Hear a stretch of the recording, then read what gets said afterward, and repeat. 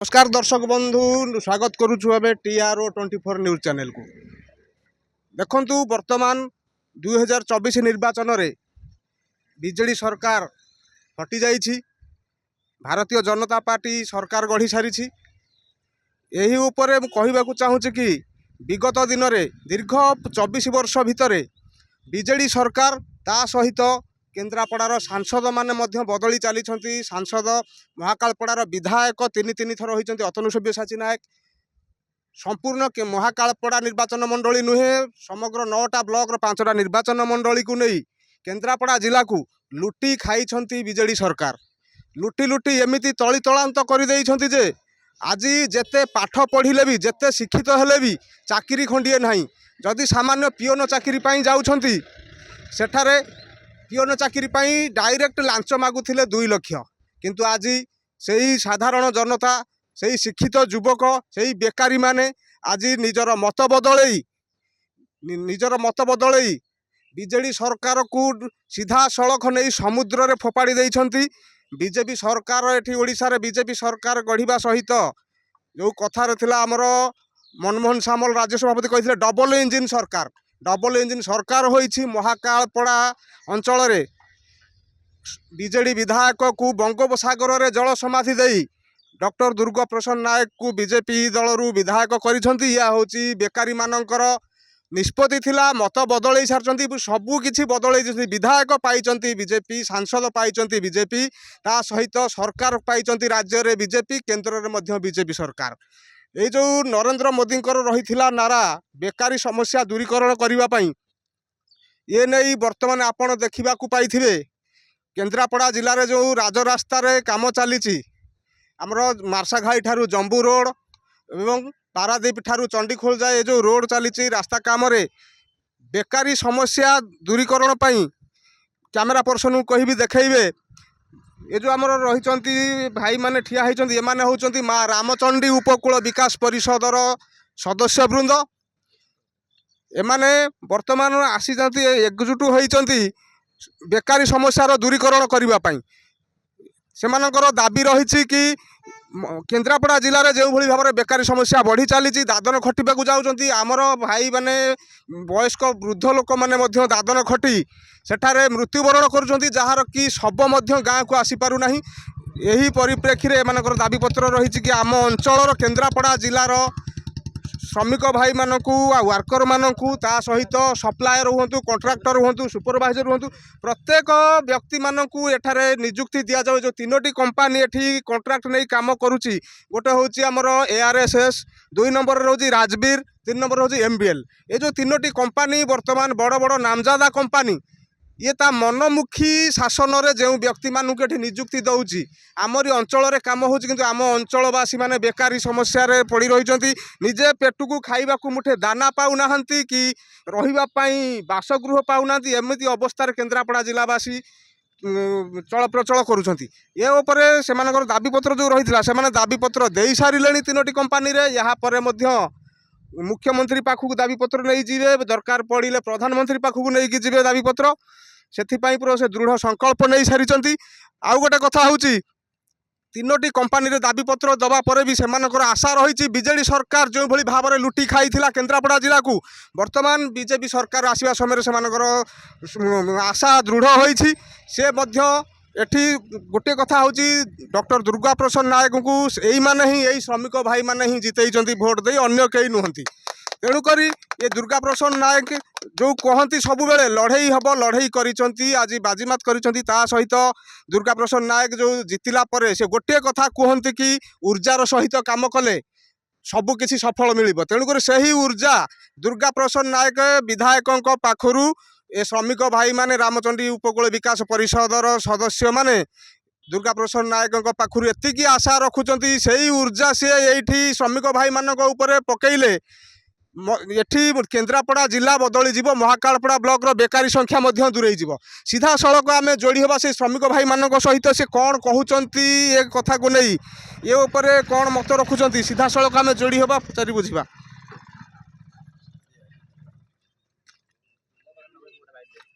କହିବେ କି ଆପଣ ଆଜି ଯୋଉ ମା ରାମଚଣ୍ଡୀ ଉପକୂଳ ବିକାଶ ପରିଷଦ ପକ୍ଷରୁ ଆପଣ ଦାବି ପତ୍ର ଦେଇଛନ୍ତି ଶ୍ରମିକ ଭାଇ ମାନଙ୍କର ବେକାରୀ ସମସ୍ୟା ଦୂରୀକରଣ ପାଇଁ, କଣ କହିବେ?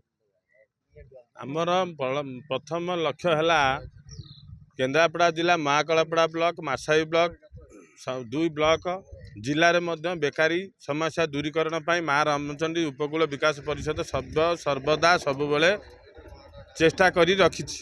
ଆଜିକି 4 ବର୍ଷ ହେଇଗଲାଣି ଆମେ ଏ ନିଷ୍ପତ୍ତି ନେଇଛୁ ଯେଉଁ ଆମର ପ୍ଲାଣ୍ଟ ତିଆରି ହେବ ତା ପାଇଁ ଯେଉଁ ରୋଡ଼ ତିଆରି ହେଉଛି ARSS କରୁଛି ତାଙ୍କ ପାଖରେ ଦାବିପତ୍ର ନେଇ ଥୋଇଛୁ ଯେ ଆମର ମା ରାମଚଣ୍ଡୀ ଉପକୂଳ ବିକାଶ ପରିଷଦର ଯେଉଁ ଶ୍ରମିକ ସଂଗଠନର ବେକାରୀ ଅଛନ୍ତି, ଟେକ୍ନିସିଆନ ବି ଅଛନ୍ତି, ଇଞ୍ଜିନିୟର ଅଛନ୍ତି, ସେମାନଙ୍କୁ ତମେ ନିଯୁକ୍ତି ପ୍ରଦାନ କରିବେ। ଯଦି ଆମ ନିଯୁକ୍ତି ପ୍ରଦାନ କରିବା ଦାବିପତ୍ରକୁ ଶୁଣା ନଯାଏ ଆସନ୍ତା ଦିନରେ ଆଗାମୀ ଦିନରେ ଆମେ କମ୍ପାନୀ କର୍ତ୍ତୃପକ୍ଷ ଫାଟକ ଆଗରେ ଆମରଣ ଶାନ୍ତିପୂର୍ଣ୍ଣ ଧର୍ମଘଟ କରିବୁ। କଣ କହିବେ କି ଗଣମାଧ୍ୟମ ମାଧ୍ୟମରେ ବିଧାୟକ ଦୁର୍ଗା ପ୍ରସାଦ ନାୟକଙ୍କୁ ଏବଂ ସାଂସଦ ବୈଜୟନ୍ତ ପଣ୍ଡାଙ୍କୁ ଏବଂ ମୁଖ୍ୟମନ୍ତ୍ରୀ ମୋହନ ମାଝୀଙ୍କୁ ଆପଣ କଣ ନିବେଦନ କରିବେ? ଆମେ ସରକାରଙ୍କ କତିରେ ନିବେଦନ କରୁଛୁ ଆମର ଶିଳ୍ପ ବହୁ ଜଲ୍ଦି ଆମ କେନ୍ଦ୍ରାପଡ଼ା ଜିଲ୍ଲାରେ ଗଢ଼ି ଉଠୁ ଆପଣମାନଙ୍କ ସହଯୋଗ ସାହାଯ୍ୟ ମତେ। କିନ୍ତୁ କେନ୍ଦ୍ରାପଡ଼ା ଜିଲ୍ଲାର ମହାକାଳପଡ଼ା ମାର୍ଶାଘାଇ ଜିଲ୍ଲାବାସୀମାନଙ୍କୁ କେମିତି ନିଯୁକ୍ତି ପାଇବେ, ଗରିବ ଖଟିକିଆ ମୂଲିଆ ଆଉ ଜମିହରା ମାନଙ୍କୁ କେମିତି ତାଙ୍କର ନିଯୁକ୍ତି ପ୍ରଦାନ ପାଇବେ ସେଥିପ୍ରତି ସରକାର ଧ୍ୟାନ ଦେବେ। ଏତିକି କହି ମୋ ବକ୍ତବ୍ୟ ରଖୁଛି।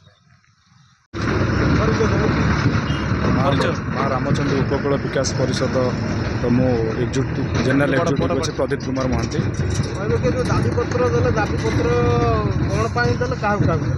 ଦାବିପତ୍ର ଆମର NH ଯେଉଁ ହାଇୱେ କାମ ହେଉଛି ତ ରାଜଗିରି କନଷ୍ଟ୍ରକ୍ସନକୁ ଦାବିପତ୍ର ଦିଆଯାଇଛି। MBL ଟ୍ରକ୍ ଟର୍ମିନାଲ ତାକୁ ବି ଦାବିପତ୍ର ଦିଆଯାଇଛି ଯେ ଆମର ବେକାରୀ ପିଲା ଯେକୌଣସି ପିଲା ସବୁ ବୁଲୁଛନ୍ତି ମାର୍ଶାଇ ବ୍ଲକରେ, ମାର୍ଶାଇ ବ୍ଲକ ପିଲା ଆମର ଚଣ୍ଡିଖୋଲ ଟୁ ପାରାଦୀପ ରୋଡ଼ ଯେଉଁ କାମ ହେଉଛି ଯେକୌଣସି ବ୍ଲକ ଆମର ସେଠି ପିଲା ବେକାରୀ ପିଲା ନିଯୁକ୍ତି ହେବା ଦରକାର। ଆମର ୟୁନିୟନର ଏଇ ଦାବି। ମାର୍ଶାଘାଇ ଟୁ ଜମ୍ବୁ ରୋଡ଼ ଯେଉଁ ARSS ତାଙ୍କୁ ବି ଦିଆଯାଇଛି ଦାବିପତ୍ର ଯେ ଆମର ୟୁନିୟନ ପିଲା ସେଥିରେ ବି ଅଛନ୍ତି। ସେ ୟୁନିୟନ ପିଲାଙ୍କର ଦାବି ଏଇଆ କି ଆମର ବେକାରୀ ପିଲା ରହିବା ଦରକାର, ମହାକାଳପଡ଼ା ବ୍ଲକରେ ବି ପିଲା ରହିବା ଦରକାର, ଏହା ଆମର ଆଶା। କହିବେ କି ବିଜେଡି ସରକାର ଥିଲାବେଳେ ବହୁତ ଅଣଦେଖା କରାଯାଇଛି ଏଥିପ୍ରତି ଷ୍ଟିଲ୍ ପ୍ଲାଣ୍ଟକୁ ନେଇ। ବର୍ତ୍ତମାନ ବିଜେପି ସରକାର ଆସିଛି, ବିଧାୟକ ସାଂସଦ କେନ୍ଦ୍ରରେ ସରକାର ରାଜ୍ୟର ସରକାର ସବୁ ବିଜେପି ସରକାର କରିଛି, କେତେ ଉପକୃତ ହେବେ ବୋଲି ଭାବୁଛନ୍ତି? ଉପକୃତ ହେବୁ ବୋଲି ଆମର ବହୁତ ଆଶା ଅଛି। ସେ ସପୋର୍ଟ ବି ଆମକୁ ଦୁର୍ଗା ଭାଇ ଦେଇଛନ୍ତି। ଦୁର୍ଗା ଭାଇ ବି ଆମକୁ କହିଛନ୍ତି କି ଆମେ ଫୁଲ୍ ସପୋର୍ଟ ଦେବୁ ଷ୍ଟିଲ୍ ପ୍ଲାଣ୍ଟ ପାଇଁ, ଆଉ ୟୁନିୟନକୁ ଆଗକୁ କେମିତି ବଢ଼ିବ ସେ କଥା ବି ଆମ ଦୁର୍ଗା ଭାଇ ସବୁ କହିଛନ୍ତି। ଆମେ ସେ ଦାବିପତ୍ର ବି ନେଇକରି ସରକାରଙ୍କ କତିକି ଆମେ ଯିବୁ। ଏହା ଆମର ମୁଖ୍ୟମନ୍ତ୍ରୀ କତିକି ସବୁ ରାଜ୍ୟ ସରକାର ସବୁ ସରକାରଙ୍କ କତିକି ଯିବ, ଆମର ୟୁନିୟନର ବାଇଟ୍ ସବୁ ଯିବ। ମା ରାମଚଣ୍ଡୀ ଉପକୂଳ ବିକାଶ ପରିଷଦର କୋଷାଧ୍ୟକ୍ଷ ହିରଣ୍ୟ ବେହେରା। କହିବେ କି ଏ ଯେଉଁ ଦାବିପତ୍ର ଦେଲେ 3ଟି କମ୍ପାନୀକି ଦାବିପତ୍ର ଦେଇଛନ୍ତି, ଦାବିପତ୍ର କ'ଣ କହିଲେ?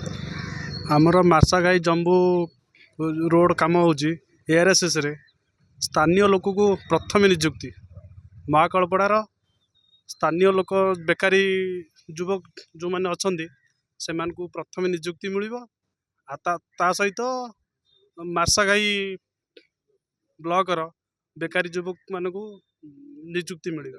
କେନ୍ଦ୍ରାପଡ଼ା ଜିଲ୍ଲାର ବେକାର ନିଯୁକ୍ତି ଦୂରୀକରଣ କରାଯିବ। ଯେଉଁ କାମ କରାଯାଉଛି, ରୋଡ଼ କାମ କରାଯାଉଛି, ଆଗରୁ ବିଜେଡି ସରକାର ସମୟରେ ମାନେ ପର୍ସନାଲ କହିଲେ ନିଜ ପିଲାଙ୍କୁ ସବୁ ଆମର ବିଧାୟକ ହୁଅନ୍ତୁ ସାଂସଦ ହୁଅନ୍ତୁ ଏମାନେ ସବୁ ଲଗାଉଥିଲେ। ବର୍ତ୍ତମାନ ବିଜେପି ସରକାର ଆସିଛି, ଯେକୌଣସି କାମ ବି ହେଉଛି ଏଠି ଆପଣ କ'ଣ ଭାବୁଛନ୍ତି? ସେ ତାଙ୍କ ନିଜ ପିଲାଙ୍କୁ ଲଗାଉଛନ୍ତି ନା ଅନ୍ୟ ପିଲାମାନେ ସୁଯୋଗ ପାଇବେ ବୋଲି ଭାବୁଛନ୍ତି? ନିଶ୍ଚିନ୍ତ ଅନ୍ୟ ପିଲାମାନେ ନିଶ୍ଚିନ୍ତ ସୁଯୋଗ ପାଇବେ। ଏ ଦାବି ଆମର କର୍ତ୍ତୃପକ୍ଷ ସାଙ୍ଗରେ ଉତ୍ଥାପନ କରିବା ସହିତ ସରକାରଙ୍କ ପାଖରେ ବି ଆମର ଦାବି ନିଶ୍ଚିନ୍ତ ଉତ୍ଥାପନ ହେବ, ଏଥିରେ ସନ୍ଦେହ ନାହିଁ। ଆଉ ସ୍ଥାନୀୟ ଲୋକକୁ ନିଶ୍ଚିନ୍ତ ନିଯୁକ୍ତି ମିଳିବ, ଏଥିରେ ସନ୍ଦେହ ନାହିଁ। ଆପଣଙ୍କର ଦାବି ଯେଉଁ ନିଯୁକ୍ତି ପାଇଁ ରହିଛି ବେକାରୀମାନଙ୍କୁ ନିଯୁକ୍ତି ଦେବା ପାଇଁ, ଯଦି ଆପଣଙ୍କର ଏ କଥାରେ 3ଟି କମ୍ପାନୀ ରାଜି ନୁହନ୍ତି କି ସରକାର ରାଜି ନୁହନ୍ତି, କ'ଣ କରିବେ? ନିଶ୍ଚିନ୍ତ ଆମର ସ୍ଥାନୀୟ ଯୁବକମାନେ ନିଶ୍ଚିନ୍ତ ରାଜରାସ୍ତାରେ ଷ୍ଟ୍ରାଇକ୍ ହେବ, କମ୍ପାନୀ ଆଗରେ ଷ୍ଟ୍ରାଇକ୍ କରାଯିବ। ରାମଚଣ୍ଡୀ ଉପକୂଳ ବିକାଶ ପରିଷଦର ସମ୍ପାଦକଙ୍କର ପ୍ରତିକ୍ରିୟା ରହିଥିଲା, ମତ ରହିଥିଲା। ବର୍ତ୍ତମାନ ଆମେ ଯୋଡ଼ି ହେବା ସିଧାସଳଖ ଆଉ ଏକ ଭାଇ ଅଛନ୍ତି, ଜଣେ ଅଛନ୍ତି ସଦସ୍ୟ, ସେମାନଙ୍କ ପାଖରେ ବର୍ତ୍ତମାନ କ'ଣ ତାଙ୍କର ପ୍ରତିକ୍ରିୟା ରହୁଛି ପଚାରିବା। କହିବେ କି ଆଜି ଯେଉଁ ବିଜେଡି ବିଧାୟକ ବହୁତ ଦୁର୍ନୀତି କଲା ପରେ, ବେକାରୀ ସମସ୍ୟା ବଢ଼େଇବା ପରେ ଆଜି ବିଜେପି ସରକାର ଆସିଛି, ଆପଣଙ୍କ ଭଳି ଶ୍ରମିକ ଭାଇମାନେ ଭୋଟ ଦେଇ ଜିତେଇଛନ୍ତି ଦୁର୍ଗା ପ୍ରସାଦ ନାୟକଙ୍କୁ, ବିଧାୟକଙ୍କ ପାଖରେ ଆପଣ କ'ଣ ଦାବି ରଖିବେ? ବିଧାୟକ ହେଉଛନ୍ତି ଆମର ଯେତିକି ବିଶ୍ୱାସ ଅଛି ଆମ ଉପକୂଳ ମା ରାମଚଣ୍ଡୀ ଉପକୂଳ ବିକାଶ ପରିଷଦ ଶ୍ରମିକ ସଂଗଠନର କେନ୍ଦ୍ରାପଡ଼ା ଜିଲ୍ଲାର ବିଶ୍ୱାସ ଅଛି। ଆମର ସାଂସଦ ଜିତିଛନ୍ତି, ଆମର ଦୁର୍ଗା ଭାଇ ଆମର ଜିତିଛନ୍ତି, ଆମର ମୁଖ୍ୟମନ୍ତ୍ରୀ ମଧ୍ୟ ଅଛନ୍ତି ଏବଂ ଆଗାମୀ ଦିନରେ ଆମର ସମ୍ପୂର୍ଣ୍ଣ ବିଶ୍ୱାସ ଅଛି ସରକାରଙ୍କ ଉପରେ ଅଛି। ସରକାର ଯାହା କହନ୍ତି ତାହା କରନ୍ତି। ତେଣୁ ଆମ ସରକାର ନିଶ୍ଚିନ୍ତ ଆଗାମୀ ଦିନରେ ଶିଳ୍ପ କରିବେ, ଆମ କେନ୍ଦ୍ରାପଡ଼ା ଜିଲ୍ଲାର ବେକାରୀ ସମସ୍ୟା ଦୂରୀକରଣ ହେବ, ଆଉ ଆମ କେନ୍ଦ୍ରାପଡ଼ା ଜିଲ୍ଲାର ବେକାରୀମାନେ ଆଉ ଦାଦନ ଖଟିବା ପାଇଁ ଯିବେ ନାହିଁ, ଆଗାମୀ ଦିନେ ନିଶ୍ଚିନ୍ତ ହେବ। ଆଉ ଆମେ ତିନିଟା ଯେଉଁ ଆମର ରାସ୍ତା ରୋଡ଼ କାମ ସବୁ କରୁଛନ୍ତି, ତିନିଟା କମ୍ପାନୀ, ଆଉ ଗୋଟେ ଟର୍ମିନାଲ କାମ କରୁଛନ୍ତି ଗୋଟେ କମ୍ପାନୀ, ତାଙ୍କୁ ଆମେ ମଧ୍ୟ ହେଉଛି ଆମର ଦାବିପତ୍ର ଚିଠି ଆମେ ଦେଇକରି ଆସିଛୁ। ସେ ସ୍ୱୀକାର କରିଛନ୍ତି, ଗ୍ରହଣ କରିଛନ୍ତି ଏବଂ ତା ଦେହରେ ମଧ୍ୟ ମାନେ ଦସ୍ତଖତ କରିକି ଆମକୁ ମଧ୍ୟ କପି ମଧ୍ୟ ଦେଇଛନ୍ତି ଏବଂ ଆଗାମୀ ଦିନରେ ଆମର ନିଶ୍ଚିନ୍ତ ହେଉଛି ଆମ ଦାବିପତ୍ର ପୂରଣ କରିବେ, କଣ୍ଟ୍ରାକ୍ଟର ସପ୍ଲାୟରମାନଙ୍କୁ କାମ ଦେବେ ଏବଂ ହେଉଛି ବେକାରୀ ପିଲାମାନଙ୍କୁ ନିଯୁକ୍ତି ଦେବେ। ଆମର ନିଶ୍ଚିନ୍ତ ହେଉଛି ଆଶା। ଏତିକି କହିକରି ମୋର ବକ୍ତବ୍ୟ ମୁଁ ଶେଷ କରୁଛି। ଦେଖନ୍ତୁ, ବର୍ତ୍ତମାନ ଯେଉଁ କେନ୍ଦ୍ରାପଡ଼ା ଜିଲ୍ଲା ଶିଳ୍ପ ପ୍ରତିଷ୍ଠାନ ବା ଶିଳ୍ପ ଇଣ୍ଡଷ୍ଟ୍ରି ଏରିଆ ଭାବରେ ଗଣିତ ହେବ ବୋଲି ମୁଖ୍ୟମନ୍ତ୍ରୀ ନବୀନ ପଟ୍ଟନାୟକ କହିଥିଲେ, ପୂର୍ବତନ ମୁଖ୍ୟମନ୍ତ୍ରୀ ନବୀନ ପଟ୍ଟନାୟକ କହିଥିଲେ, ତା ସହିତ ଆମର ବିଧାୟକ ଅତନୁ ସବ୍ୟସାଚୀ ନାୟକ ପ୍ରତିଶ୍ରୁତି ଦେଇଥିଲେ। କିନ୍ତୁ ଏମିତି କେବଳ ଆଶା ଦେଖେଇ ଦେଖେଇ ସେ ସରକାର ଗଢ଼ି ଚାଲିଥିଲେ, ବିଧାୟକ ମହୋଦୟଟି ଜିତି ଚାଲିଥିଲେ। ଆଜି ଯାହା ହେଉ ସାଧାରଣ ଜନତା ଏବଂ ତା ସହିତ ଆମର ଶ୍ରମିକ ଭାଇମାନେ, ବେକାରୀମାନେ ଏସବୁକୁ ନିଜେ ବୁଝିବା ପରେ ହିଁ ଏଠି ସରକାର ବଦଳେଇଛନ୍ତି, ବିଧାୟକ ବଦଳେଇଛନ୍ତି। କେନ୍ଦ୍ରାପଡ଼ା ଜିଲ୍ଲା ବର୍ତ୍ତମାନ ଶିଳ୍ପ ଜିଲ୍ଲା ଭାବରେ, ଶିଳ୍ପସ୍ଥାନ ଭାବରେ ଏଠି ନିଶ୍ଚିତ ଭାବରେ ଗଢ଼ି ଉଠିବ। କେନ୍ଦ୍ରାପଡ଼ା ଜିଲ୍ଲାର ଶିଳ୍ପ ପ୍ରତିଷ୍ଠାନ ଯେଉଁ ନିପନ ଷ୍ଟିଲ୍ ପ୍ଲାଣ୍ଟ ରହିଛି, ସେ ଅତି ଶୀଘ୍ର, ଖୁବ୍ ଶୀଘ୍ର ସେ ଏଠି ବେକାରୀ ସମସ୍ୟା ଦୂରେଇ ଦେବ, ଷ୍ଟିଲ୍ ପ୍ଲାଣ୍ଟ କରାଯାଇ। ତା ସହିତ ବର୍ତ୍ତମାନ ଆଉ ଜଣେ ଭାଇ ମଧ୍ୟ ଆମର ଯୋଡ଼ି ହୋଇଛନ୍ତି, ସଦସ୍ୟ ଭାଇ ରାମଚଣ୍ଡୀ ଉପକୂଳ ବିକାଶ ପରିଷଦର ବିକାଶ ବାବୁଙ୍କୁ ସମସ୍ତେ ତ ଜାଣନ୍ତି, କିନ୍ତୁ କେଉଁ ପରିଚୟରେ ଜାଣନ୍ତି ତ ମୁଁ କହିବି ନାହିଁ। କିନ୍ତୁ ବର୍ତ୍ତମାନ ସେ ଯେହେତୁ ରାମଚଣ୍ଡୀ ଉପକୂଳ ବିକାଶ ପରିଷଦର ସଦସ୍ୟ ଜଣେ, ସେହି ହିସାବରେ ତାଙ୍କର ପ୍ରତିକ୍ରିୟା ଶୁଣିବା। ସର୍ବପ୍ରଥମେ ମୁଁ ଟିଆର୍କୁ ଧନ୍ୟବାଦ ଦେବି, ଯେହେତୁ ଆଜି ଆମେ ଦାବିପତ୍ର ଯେତେବେଳେ ସବୁ ଜାଗାରେ ନେଇକି ଦେଲୁ, ଆମ ସହିତ ଜଡ଼ିତ ଥିଲା। ସର୍ବପ୍ରଥମେ ଟିଆର୍କୁ ମୁଁ ଧନ୍ୟବାଦ ଦେଉଅଛି। ଆମେ ସରକାରଙ୍କ ପାଖରେ ବାରମ୍ବାର ଦୀର୍ଘତ 25 ବର୍ଷ ଧରିକି ଆମେ ମୂଲିଆ ହିସାବରେ ଆମେ ଖଟି ଚାଲିଛୁ। ବାପା ମା ଆମକୁ କେତେ କଷ୍ଟରେ ପାଠ ପଢ଼େଇଛନ୍ତି, ସେ କହିଲା ବେଳକୁ ଦୁଃଖ ଲାଗୁଛି, କିନ୍ତୁ ଆଖିରୁ ଲୁହ ନିଗିଡ଼ି ଯାଉଛି। କିନ୍ତୁ ଏମିତି ଆମର ପରିସ୍ଥିତି, ସରକାର ଆମକୁ ଦୀର୍ଘତ ଦିନରେ ଧରିକି ରହିକି ଆମର ଖଣ୍ଡେ କୌଣସି କିଛି କରିପାରିଲା ନାହିଁ। ସେମିତି ଆମେ ମୂଲିଆ ମଜୁରିଆ ହେଇକି ଖଟୁଛୁ। ଯାହା ହେଉ ରାମଚଣ୍ଡୀ ଉପକୂଳ ବିକାଶ ପରିଷଦରେ ମୁଁ ଜଣେ ସଦସ୍ୟ ହୋଇକି ତାଙ୍କ ପାଖରେ ଯେତିକି ପହଞ୍ଚିକି, ସାଧାରଣତଃ କାହା ଘର ଗୋଟେ ଯଦି କାମ ହେଉଛି ସେ ମୋତେ ଡାକୁଛନ୍ତି ସିମେଣ୍ଟ ଗୋଳେଇବା ଲାଗି, କିନ୍ତୁ ଆଜି ତାଙ୍କରି ସହିତ ମୁଁ ଆଜି ଅଣ୍ଟା ଭିଡ଼ିକି ମୁଁ ଛିଡ଼ା ହେଇଛି। ମା ରାମଚଣ୍ଡୀ ଉପକୂଳ ବିକାଶ ପରିଷଦ ଯେଉଁଠି ପହଞ୍ଚିବ ମୁଁ ସେଇଠି ପହଞ୍ଚିବି। ଆଉ ଦୀର୍ଘତ ଦିନରେ ଯଦି ଆମମାନଙ୍କର କିଛି କାର୍ଯ୍ୟକର୍ତ୍ତା ଯଦି କୌଣସି କାମ ନ ଶୁଣାଯାଏ, ତାହେଲେ ଆମେ ଧାରଣାରେ ନିଶ୍ଚୟ ବସିବୁ। ଆଉ ଏତିକି ମୁଁ ହାତ ଯୋଡ଼ି ନିବେଦନ ଅନୁରୋଧ କରୁଛି ସରକାରଙ୍କୁ। ଆଉ ବିଜେଡ଼ି ସରକାର ଆଉ ନାହିଁ ଆଉ ଅବସ୍ଥାରେ, କି ଆମ ପାଖରେ ଆଉ ନାହିଁ। ଆମ ପାଖରେ କେବଳ ମୋହନ ସରକାର ଅଛନ୍ତି। ସେଇ ମୋହନ ସରକାରଙ୍କୁ ମୋର ନିବେଦନ କରୁଛି, ମୁଁ ଆମମାନଙ୍କୁ କିଛି କାମ ଦିଅ, ଏତିକି କହି ମୁଁ ରହୁଛି। ଦେଖନ୍ତୁ କ'ଣ ରହିଥିଲା ପ୍ରତିକ୍ରିୟା ରାମଚଣ୍ଡୀ ଉପକୂଳ ବିକାଶ ପରିଷଦର ସଦସ୍ୟମାନଙ୍କର ବେକାରୀ ସମସ୍ୟାକୁ ନେଇ, ବେକାରୀମାନଙ୍କୁ ରୋଜଗାର ଦେବା ପାଇଁ କିଭଳି ଭାବରେ ପ୍ରତିକ୍ରିୟା ରହିଥିଲେ ଆପଣ ସିଧାସଳଖ ଦେଖିଲେ, ଶୁଣିଲେ। ଆଗାମୀ ଦିନରେ ମଧ୍ୟ ମା ରାମଚଣ୍ଡୀ ଉପକୂଳ ବିକାଶ ପରିଷଦର ଯେଉଁ ପ୍ରୟାସ ରହିଛି, ପ୍ରୟାସ ଜାରି ରହିଛି କି ବେକାରୀ ସମସ୍ୟା ଦୂରୀକରଣ ପାଇଁ, ଏହା କେତେ ଦୂର ସତ୍ୟାସତ୍ୟ ହେଉଛି, କେତେ ଦୂର ପିଲା ଉପକୃତ ହେଉଛନ୍ତି ଶ୍ରମିକ ଭାଇମାନେ, ତାହା ଆଗାମୀ ଦିନରେ ଆମେ ଦେଖାଇବାକୁ ଚେଷ୍ଟା କରିବୁ। କେନ୍ଦ୍ରାପଡ଼ାରୁ ନିରଞ୍ଜନ ଓଝା, ଦି ରିପବ୍ଲିକ୍ ଓଡ଼ିଶା 24 ନ୍ୟୁଜ୍।